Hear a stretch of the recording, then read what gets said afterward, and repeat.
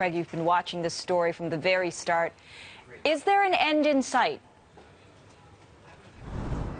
It's hard to see one at this point, Angie. Just to put this latest recall into some context, 4.5 million is more than the number of vehicles that Honda sold last fiscal year. And it's unfortunately, though, for the company, just the third biggest for this year. So each of the last 3 months now, the company has come out and recalled more vehicles than it sells in a year. And this is really a significant one for the company because it's the first under the new president, Hachigo, who just took over within the last month. How has that impacted his role there, new as it is?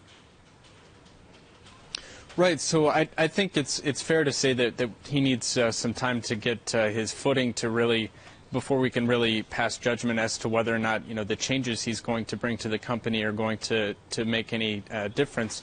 But like it or not, I mean, his tenure is really going to be judged on whether or not he can kind of protect Honda's reputation for quality, because that reputation is at a risk as long as the company continues to make headlines for recalling just massive amounts of vehicles. In fairness, this is it is a supplier issue to a large extent, but it's certainly something that the company wants to put behind it. And Takata isn't the only quality issues that the company has been having as of late. But Takata certainly is the key one, though, to be sure, Craig. And how is Hachigo seen handling the Takata crisis? Is he standing by this auto parts supplier? I mean, what did he say about keeping this partnership when it comes to these components?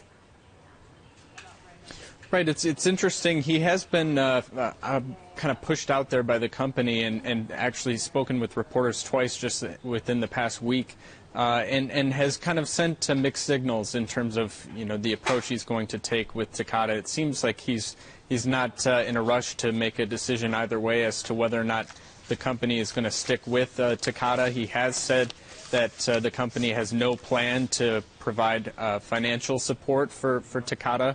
But at the same time, he did kind of offer a lukewarm, backing up of the company yesterday when he said that he believes the Takata airbags that Honda is using now are safe. So at this point, it's a little bit unclear as to whether or not he's going to stick by the supplier, which is huge in terms of the safety components that Honda uses in its vehicles. It's a major supplier to Honda.